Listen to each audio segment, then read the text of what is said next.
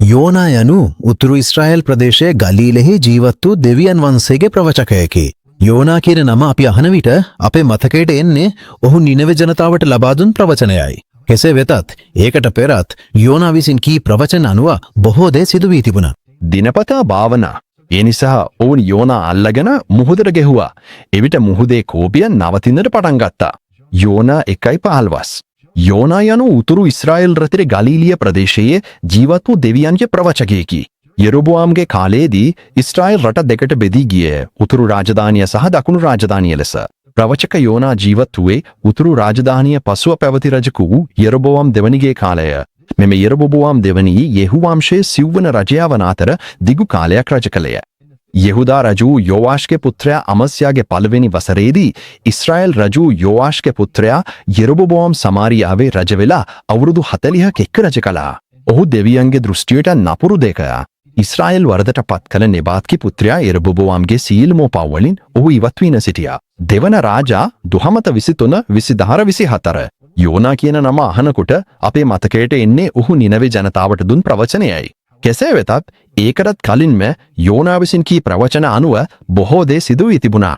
ඔහු හමද්දුරටුවේ සිට මුහුද දක්වා ඉස්රායල්ගේ භූමි ප්‍රදේශය නැවත ලබා දුන්නා. ඇරෝබා සිට ඉස්රායල්ගේ දිවියන් වහන්සේගේ වචනය අනුව ඔහුගේ දාසයා වූ අමිත්තයිගේ පුත්‍රයා ගාත් හෙෆෙර් නගරයෙන් පැමිණි ප්‍රවචනයක වූ යෝනා හරහා කී වචනය අනුවයි. දෙවන රාජා 14:25.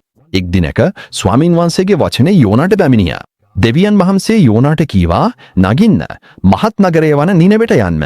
එය විරුද්ධව ප්‍රචාරය කරන්න මන්ද ඔවුන්ගේ දුෂ්ටකම් මගේ ඉදිරියට පැමිණියත.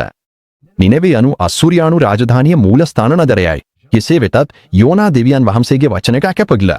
නිනවෙට යාමට වෙනුවට ඔහු ගාස්තු ගෙවා තර්ෂීෂ් යන නෞකාවකට නැගී ස්වාමීන් වහන්සේගේ සන්ධියේ සිට පලා යාමට උත්සාහ කළා.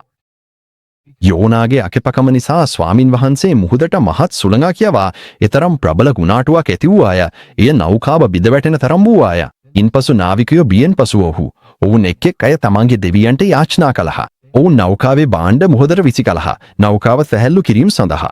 නමුත් යෝනා නෞකාවේ පහළම කොටසට ගොස් නිදාගෙන ගැඹුරු නිදියකට වැටී සිටියාය.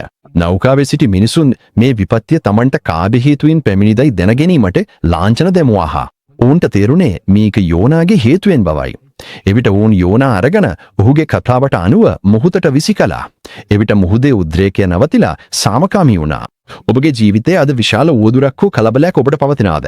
ඇයි මේක වෙලා තියෙන්නේ කියන ප්‍රශ්නය ඔබ තුල තවමත් රැඳී තිබෙනවද? ඔබ කල යුත්තේ එකම දේ නම් ඔබගේ ජීවිතයේ ඔබ දෙවියන්ට අකමැත්තෙන් හැසිරෙන්නේ කොහෙද කියලා පරීක්ෂා කිරීමයි. එය නිවැරදි කරගන්න එවිට ඔබගේ ජීවිතයේ උවදුර නවතිලා සාමය ඔබට ලැබේවි. එවිට ඔහු ඔවුන් ළඟ බෝට්ටුවට නැගිටියා. එවිට සුළඟ නවතිලා ඔවුන් තමන් තුළම ඉතාමත් අමුතු ලෙස පුදුමයට පත් වෙලා හරිම පුදුම වුණා. මාර්ක් 6:50ක පිළිසඳරේ ස්වාමි පුරුෂයා වූ යේසුස් ක්‍රිස්තුගේ කරුණාව, පියාණන්ගේ ආදරය සහ ශුද්ධ ආත්මයාගේ සංගමය ඔබ සමග වේවා. ආමෙන්.